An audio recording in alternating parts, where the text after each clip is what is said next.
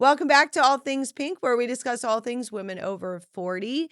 And today we're back with part 4 of our menopause series. And today we're going to be talking about a hot topic, stress and cortisol. Out in the open to the horizon, where your heart can finally breathe. Out in the open to the horizon, baby, let your love run wild, wild, wild. You gotta get out there and explore, baby, let your love run wild, wild, wild. Welcome back, guys. We are back here again with Miss Christina Brockett, clinical licensed nutritionist. I probably got that in the wrong order, but That's all right. But we're back today to continue our conversations, many discussions on perimenopause and menopause and the millions of things that come with it. And today I think this is a really important topic. Stress for everyone, Oh, yeah. cortisol as well. So we're going to dive right into this, and let's talk about a big topic for me, the history of stress in women, how we were designed, why are stress-related illnesses higher in women? And it's really kind of funny. And I think that for women, no matter whether you have a traditional family or not, we are at times, or at least maybe this is how I feel, the shock absorbers of everything, right? So if you have kids or you're caretaking, like our natural roles are as caretakers of people in our surroundings. So it could be a parent, it could be a sibling, it could be a child, it could be a significant other, and friends. You know what I mean? Yes. We all crowdsource, but with that also comes a level of stress because we are there to pull it all together and to keep things moving and whatnot. And I think different environments encourage perhaps suppression of emotion, and you should be able to do Yes. it. And you think about the traditional roles of women, we have been at the if you go way back in time, more traditionally the homemakers, and now we're out there and we're doing all the other things, but there's sometimes then imbalance because we are stretched at times really, Right. really, really thin. So like all the balls. All the It's balls. all the balls. And Or I always visualize like the spinning plates, and I'm just trying to keep them going all at the same time. yeah, and they will fall. Yeah. And then we have to go fix that too. And Yeah. it's like that constant taking on everything, and we have to a lot. It's not just like we are like somehow choosing to. Correct. We have to in a lot of cases. Gabor Mate talks about this, and I love him, and he talks Yeah. about how we were not designed to absorb everything, and I think as women, we tend to choose sometimes because we're so used to it. Yeah, and that's ingrained. I mean, I think there are times when there is no choice, right? You are in a firefight, you got to do what you got to do. And I think that holds true for everybody, men and women alike. And I think there are other times through conditioned behavior that our natural inclination is to do X when in fact we need to set up a boundary, or we need to be like, I need to pull back a little bit. And that's hard to do when that behavior is conditioned. Absolutely. And so it's like that concept of when the body says no, and body awareness and being in tune with yourself to be able to set that boundary, that Correct. because that conditioning, you go on autopilot, and now it's not like you wouldn't even know it was there anymore. Yeah. Right? Like, so you don't even know, you automatically say, yes, I'll take care of that. I'll go pick that up. I'll do this. I'll do that. I'll do this, because we're so used to it. Yeah. But inside our bodies are like, hell no. Now you got to stop. Like, I can't do it anymore, but we keep doing it, and keep doing it. Right? Like, I see modern women having that kind of issue, because it's an issue. Yeah, I think it's an issue. And I also think that, sometimes using that word no is really challenging. And the first time you do it, it's like, I'm going to say no. because I just can't. And then it's really liberating to It's be like, amazing. it's say, no, I'm sorry, I can't do that. And no, I'm not going to bend over backwards for X. So it's challenging at first, but it's also liberating. And then that's where that whole like connecting with what your body's response is, is huge because our bodies are always communicating to us. These are Mhm. indirect, subtle signals, sometimes not so subtle, that things aren't right. And I often, when I'm working with my clients, encourage them listen to your body, listen to what it's saying to you, because if it's saying that and it's screaming it, there may be a reason for it. Oh, absolutely. It's kinda like now, as opposed to years ago, I will be like, "Okay, I'm done. Today I'm done. I'm gonna put everything away. I'm going to bed." A few years ago, 10 years ago, I would have just kept going, and now I'm like, "Nope, sorry, I And can't. I'm tired. Like, I'm done." And there's some, some stuff that I've read on that has to actually do with our declining estrogen Which levels, is great.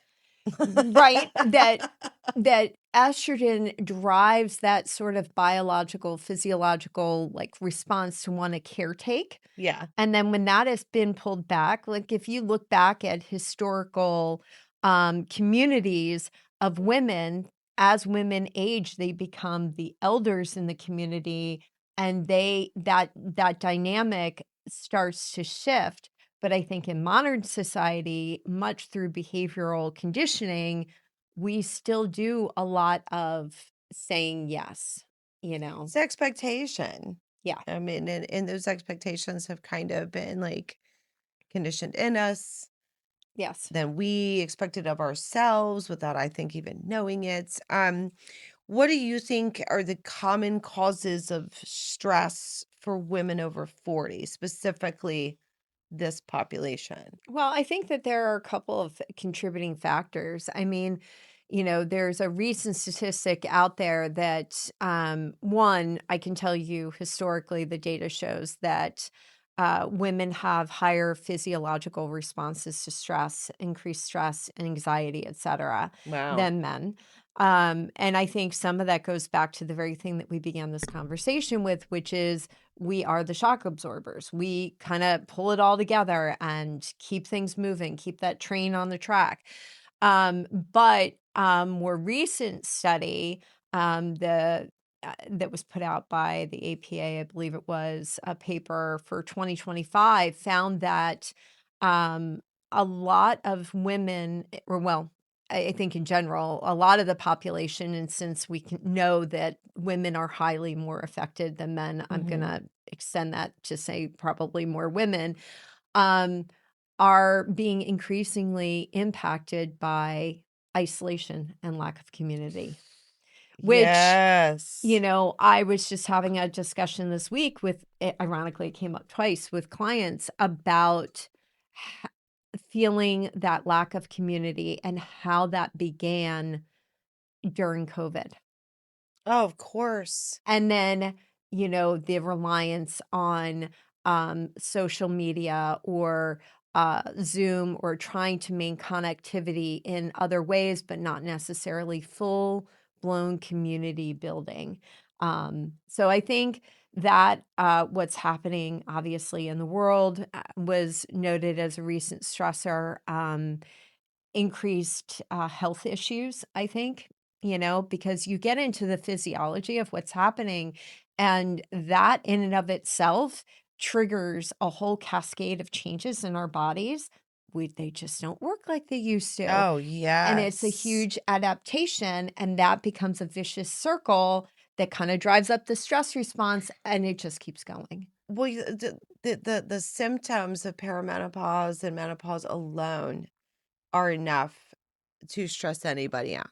I mean, Yeah. we talked about the symptoms Mhm. and like this massive list. And I think it's not even just that you're having symptoms, you're having so many at Mhm. one time and they come on suddenly. And all of a sudden you're like, like, where the heck did that come from? And then you're dealing with that on top of all of your other stuff. You're dealing with all of these changes Yeah. and the grief over those changes as well because you don't look like you used to look. You're missing that. You're missing your brain. You're missing sleeping. You're missing, all of those things are terrible And then you when you're also trying to de-stress. Yeah, and then you also have, I think that another contributing factor really does go into we are part of that sandwich generation, right? We've got, ironically, I today is the anniversary of my father-in-law's passing, Oh. and we were discussing it this morning, and, you know, we were his primary caregivers, you know? Amidst children graduating from high school, other children in college, and Mhm. other, all the things, and you're expected to hold it all together, Yeah, and everything keeps moving, that train keeps happening, and everybody's happy, and that's a lot to take in. And then it the is. grief too of what, my body's not working the way you go to your physical and suddenly you've never had high blood pressure, you've never had high cholesterol, and suddenly, I had somebody that came to me today, they were like, "What is happening?" You know? "Why is it saying my BMI is this? I've got an obesity thing," and they're like, "Refer to whatever," and Yeah, and and it's just like, okay, well, BMI is a whole whole 'nother thing, I know we've talked about that, right. but, it's also this conditioning of not, that all of these conditions that start to pop up in this life stage, Mhm. um, they all carry with them scary things, and it's just one more thing and stress, Right, into the right. mix. And what's absolutely crazy is it's like that midlife reassessment. Yes. It's a complete and for me, it was like not there and then it was there. Like for me, it did not happen gradually, or at least maybe I just did ignored it or wasn't paying It's attention also to it. possible. But oh my gosh, it was like, oh my God, I'm here. Now I know what everybody has been talking about or actually not talking about. It like hit me like a ton of bricks, and it's like you reassess, you're like, what the hell happened? You know? Well, you look at, this next chapter of your life and, especially, and I'm not saying that this is unique just to women who have kids, but, you might have been fully focused on your career or fully focused on your kids, or maybe you're fully focused on both. And somewhere along the line, a piece of you got a little bit lost on who you were. And now I I'm a different human than I was Oh 10 years, yeah. 20 years ago. And not only that, I think it is about finding what that new person looks like, is willing to tolerate, and wants out of their life. It's Right. just a different stage of life. Like, what do I want this next 10, 20 plus years to actually look like? And hopefully we're hoping that it has less stress because that realization, that reassessment in and of itself is incredibly stressful. So you add that onto your household expectations, your family expectations, your career, right? Which it could be taking multiple different turns. You could be Yeah. reinventing, which almost like I feel like 90% of my guests at this point in their lives are thinking about that or they're wanting to do something, whether it's in the same field or something totally different, but it's a diversification. That's stressful, So that whole all those demands cause a lot of stress. So how would you describe it just in general, the physical demands of stress in and of itself? What do you mean the physical demands? So, like, if stress is known to obviously affect us hormonally, Mhm. but what other parts of the body does it affect? So, I think that the way you can look at stress is twofold. Is stress in and of itself a bad thing? No. We actually want a little bit of stress. You go to the gym, and by the way, at this age range, women should be, if you are physically able, working on muscle mass, working on strength, and putting that in your back pocket because you're gonna need it. Yeah. But and that the way you are stressing it or even doing physical impact exercises, those help to build bone strength. So that stressor is needed to produce positive results. But that's just a snapshot. What Right. I think you're really leaning into is what are the effects of chronic stress on our body? Yes. And chronic stress drives up inflammation and honestly is the root of many different disease states. It just is. So you can have gastrointestinal issues, you can have actually cancer is tied to stress. Any number of issues, high blood pressure, even long-term stress. They did one study of accountants during tax season and Oh, their I cholesterol bet. levels go up. So stress can have huge implications all over the place. Oh, yeah, absolutely. And that's where maybe we start thinking about stress in two different forms. So, like, the stress I'm talking about is more of the negative, Yeah. like the like unhealthy stress.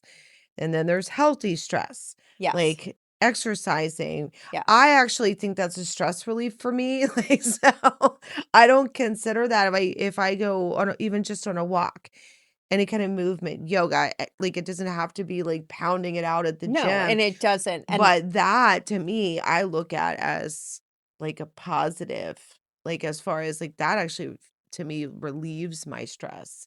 So maybe if people looked at it like separated those things, like positive and negative stress, I guess, they can start like eliminating some of those things, learning to say no, or, kind of like guiding how they want I think to it function. also is an awareness, right? And that goes back to not only listening to your body, but taking time to stop long enough to really look at what's going on in your space and what you need to do about it. And there are some things, obviously, you are going to be able to change, that you could make a conscious decision to say no or shift what you're doing, or more importantly, how you're framing it, how you're choosing to react to that.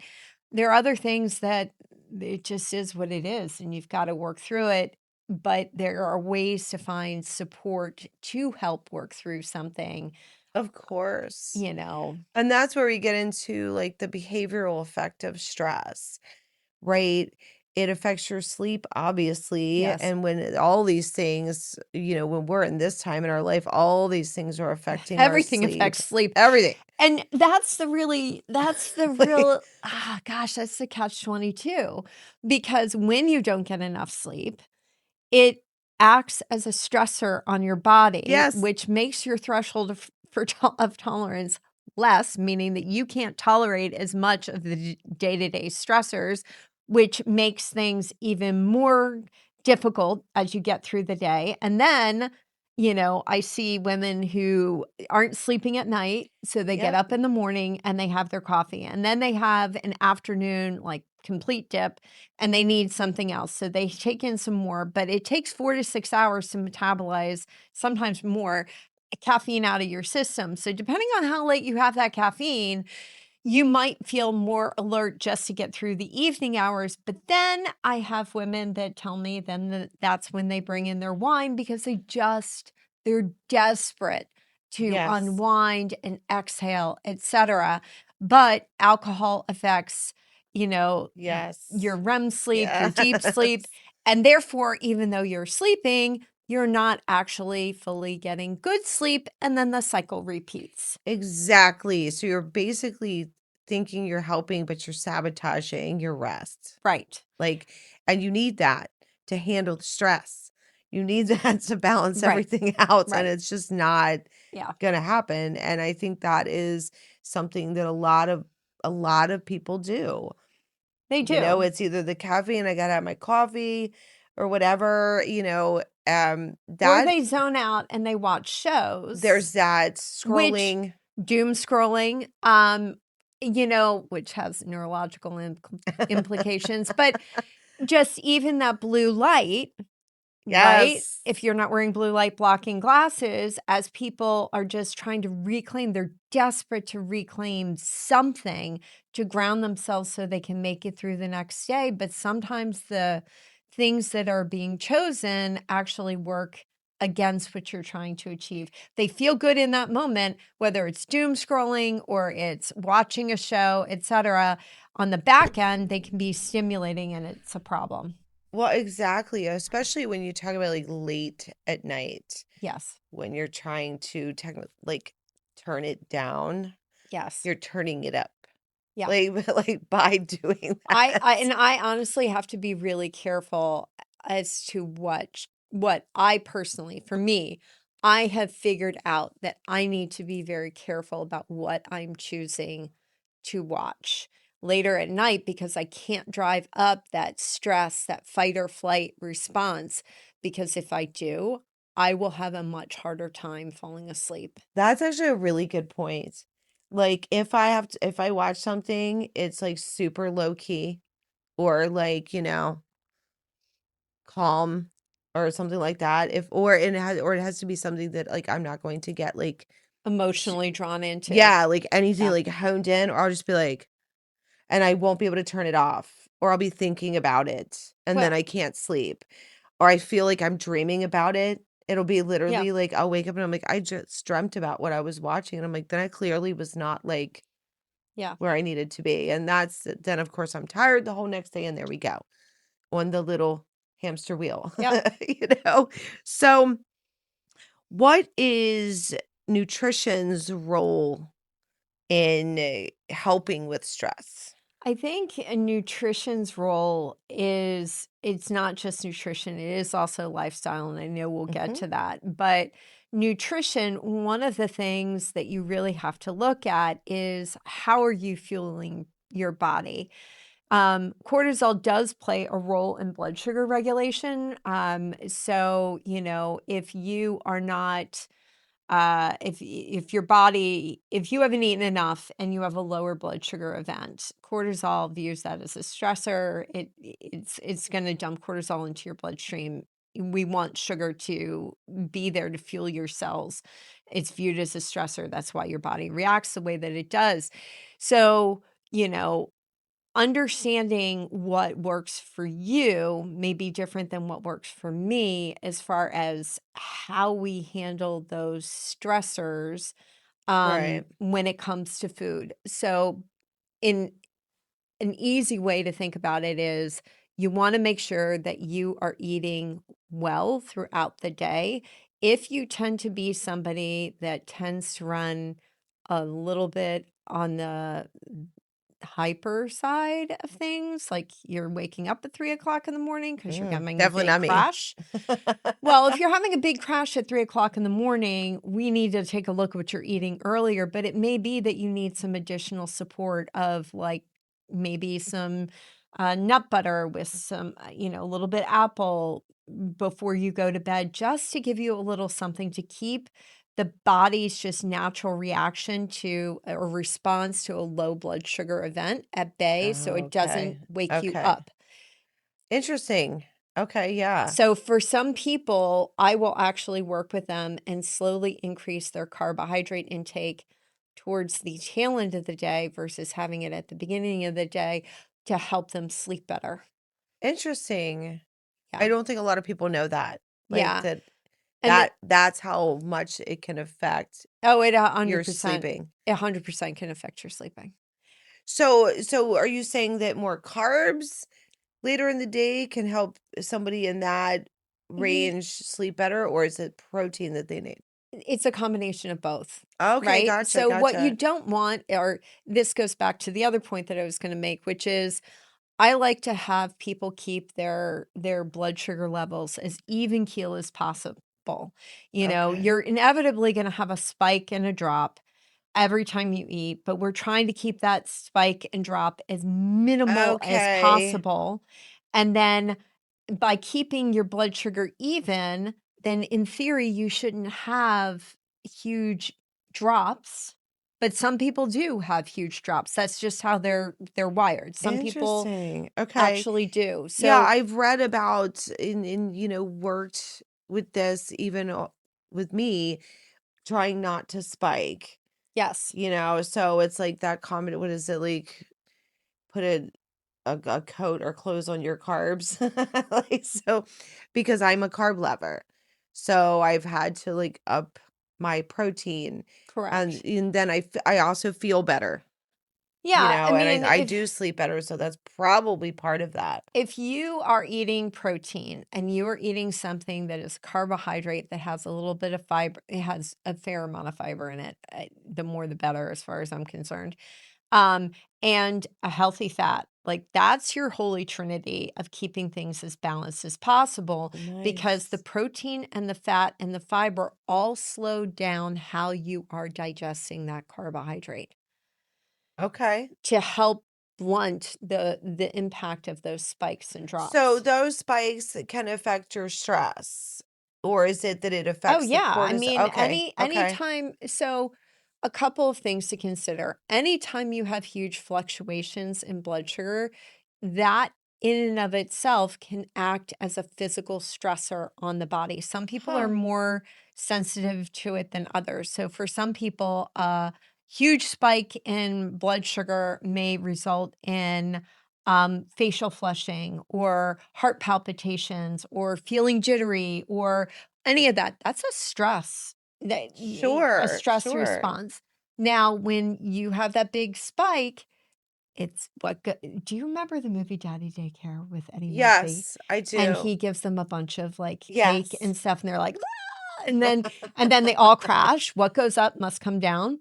Got If you're it. having that big spike and then you're having that big drop, you can then feel really awful at the end of that drop. And those big fluctuations can act as stressors on your body, And I think that that's where, and when you have a physical stressor, it affects your mental state and your mental health. And I think just this which, by the concept way, of, hangry. yes, exactly. Hangry Acts is a central nervous system exactly. response. That is a low Exactly. blood sugar response. And that's where, like, this concept that everything is connected, Yes. every single thing that we're doing is connected. I think when we all kind of wrap our head around that and try to fill in those puzzle pieces, like, Yeah. what is out of balance? What am I doing over here? What am I doing over here? And that's individual. Mhm. That's not, but this also has to do with weights, which is a huge on Yeah. everybody's mind all the time, Uh-huh. especially in Yeah. this stage of life. Like, it's all like, you know, what can I do to lose weight? How does the stress well, first, you know what? I'm gonna ask you, what is cortisol? Just so we're clear as we start talking about cortisol. Cortisol is part of the body's stress response. It's not the only thing. And it's part of the cascade that ends up happening when you are under stress. So it's like a hormone? It is a hormone. Yeah. Okay, and what do we commonly link cortisol to besides stress? Uh, most people talk about their cortisol belly. Yes, what is a cortisol belly? So, cortisol, when you have rises in cortisol, that can affect also insulin sensitivity, right, to the cells, and you don't want insulin resistance happening. And so, when you're having those acute stress, you're at the gym, you're working out hard, and you let it go. That's one thing. When you're chronically stressed and you're having the higher circulating cortisol levels, you become less sensitive to insulin. Higher circulating levels of insulin lead to weight gain. And specifically, you're going to have more receptors in your visceral area, in your stomach area, and you're going to store excess fuel there. And if you think about it from an evolutionary perspective, it kind of makes sense because if you're storing extra fat that's going to be broken down in the case of starvation or an emergency or whatever, you're going to want it right near where it needs to get right into the body and the system. That's why it's stored here. So it makes sense, but in our modern world, nobody wants to hear that. Now you couple that with this perimenopause, menopause, postmenopause world, and with the declining hormones, we become less sensitive to insulin anyway. If you are not Yes. sleeping, you also become less your cells are less sensitive to the effects of insulin, and then it's this vicious circle. And it's on everybody's mind, the belly, the cortisol Yeah. belly, like all of that stuff. And by the way, like that distribution, right? So a distribution of fat, right? It goes from our hips and our thighs more towards our bellies. That is a function of that life stage. It is further compounded by the idea if you're having higher circulating levels of cortisol happening.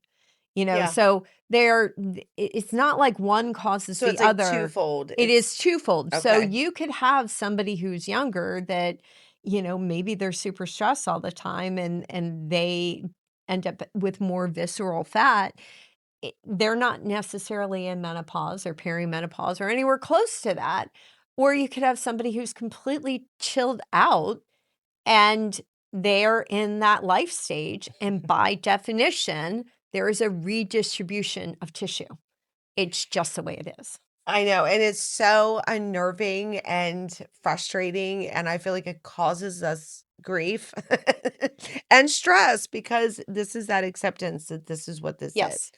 And I think it's really, really important for people to understand that, not hate it, like not drive yourself insane over it. You have to do what you can to help yourself and to be healthy in that space. But I think it's kind of like that's a big stress for people. They're like, I never looked like this before. It didn't like, I didn't have visceral fat like this. I work out all the time, and it's just Well, in addition to pieces of that, that. when you have more, you're carrying more weight around your waist, that becomes a risk factor, which goes for, cardiovascular issues. Mhm. So when you go back to those doctor's appointments and that kind of shaming and that, some of the negative messaging that can happen, I'm not saying it happens with all physicians because it doesn't, but I think some are worse than others because you meet this criteria and by definition, then that is what I'm going to diagnose you with. And that, and on and on Oh, and yeah, on. I gotcha. I know exactly what you're talking about, and also I don't think social media has always helped, No.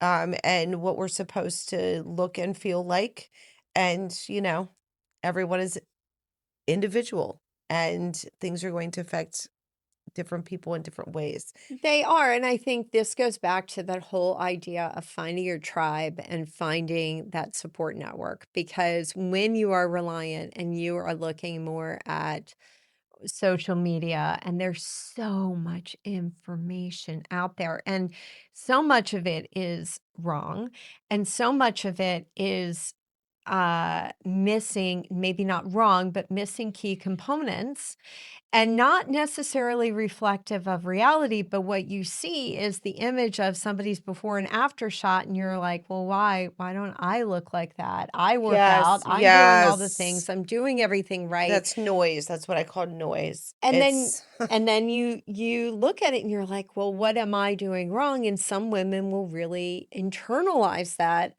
Like, obviously, I am doing something wrong. And if the practitioner that they're working with reinforces that messaging, then they end up in this kind of and you might downward not be doing spiral. anything wrong. You might be Right. doing everything right.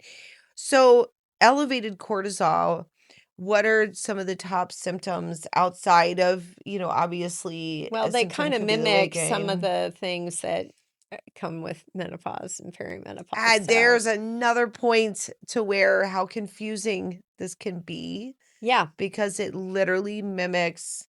some elements of it do mimic it. And it again goes back to really taking the time to put the pause button down and examine what is going on with you and your body and really thinking about it. And you can get your levels checked. Oh, absolutely, you can. Yeah. So let me ask you this. How are you getting your levels checked? Like what do you know? So I'm working with a practitioner. Okay. So like we do blood work. So like that's before changing or altering like the HRT that I am doing. And of course I ask 1,000 questions because I do this. So I'm just like, I'm just curious about the cortisol thing, Yep. and so I actually have my labs here soon to get that checked. So I With asked, blood. yeah, I Okay. specifically asked that I wanted that checked because I was Okay. curious. Yeah. So do you mind me sharing something with you? Of course not. Share Okay. away. Share away. So, if you get your cortisol levels checked via serum, they're going to see what that level is at Mhm. that point in time. Now, granted, that's going to give you some information, but one of the things that everybody needs to realize is that cortisol has a rhythmic pattern. It is higher in the morning and it declines over the course of the day, and then it comes back up towards the middle of the night. And then it peaks again around 6 a.m. It has a inverse relationship with melatonin. So, one of the best ways to test is to be testing multiple times a day, not a singular test. So do those types of tests They exist? do, and it's salivary cortisol. So I Ooh. recommend people look at what their salivary cortisol levels are, and usually you'll test first thing in the morning. You basically will spit your saliva into a Mhm. tube, throw it in the freezer, then you test midday, spit, put it in the freezer. So there's an actual rhythm to what those levels are. And then when you get your test results back, not only do you understand what your total cortisol are, but more Right, right. importantly, you understand, are you running high to the normal rhythm that everybody has? Are you running lower to the normal rhythm that everybody has? Is it spiking? Like if you're waking at 3 o'clock in the morning, you might test at that point and see what your levels are at that point so Interesting. that you can see if that is contributing to waking you up in the middle of the night. Some That is people very interesting, y and I think that's really important information for people to know that there are different kinds of tests for this that can yes, give you a more accurate picture correct. outside of just a blood test. Yeah, out of a snapshot in time, right? Mhm. So, that's where it's a more detailed response. It can also explain why somebody, might be chronically, because here's the other thing. Sometimes when people have been going through chronic periods of stress for an extended period of time, they get completely tapped out Mhm. and they actually have lower levels of cortisol. So they still have that rhythm, but they're just like, I just can't. And that becomes further complicated because if your estrogen is really low, you're going to feel like that too. So it's a really intricate relationship, but those tests do exist. I highly recommend people look into them because it's going to give you a really interesting insight, not only into a snapshot in time, but really what your overall pattern is looking like so that when you are looking at ways to affect change, if your levels are great, they're on target with the rest of the population in the morning, but they completely drop between 6 o'clock in the morning and 1 o'clock in the afternoon, then we know we need work to do in that Right, and that helps you target, like, specifically what's going on with interventions. you and Yes. and how so to control the cortisol issue, right? What are some things that can be done? I mean, I obviously lifestyle changes are a big thing to, I assume, are a big thing to that. What are some things that people can do after they've tested and kind of figured out what's going on? Now, mind you, there are actual legitimate diagnosed conditions that have to do with cortisol. So we're not getting into Yeah, we're those, not, right? We're yes. not we're not we're not talking about those. Because I want to draw the distinction because there are some things that happen that do result in crazy cortisol levels Okay. one direction or another. So I'm not Yeah. getting into that. I mean, you can work with practitioners. Some practitioners will, look at different things. There are different adaptogenic herbs out there that people can utilize to help relax them and help them kind of manage the stress response. But at the and we talked about how to deal with taking out the implications of cortisol and that the cortisol response due to low blood sugar. We talked about how to mitigate Right. that through Right. diet. But at the end of the day, you still need to figure out what is triggering those responses and how you are choosing to react to them. And so that's where Yeah. the lifestyle things come in, whether it's standing outside in the grass with your shoes off and grounding yourself, Mhm. whether It's a it's good one. doing, breathing exercises, whether it is employing things like meditation or, prayer, you know what I mean? All of these things are employing a level of mindfulness so that you can start to release and look at some of these stressors from a more observational point of view, um, that's kind of where you need to go. I mean, when I do meditations, some of the things that I do is I do a visualization of whatever is coming to mind and I put it on a cloud and I just observe the cloud drifting. Yeah.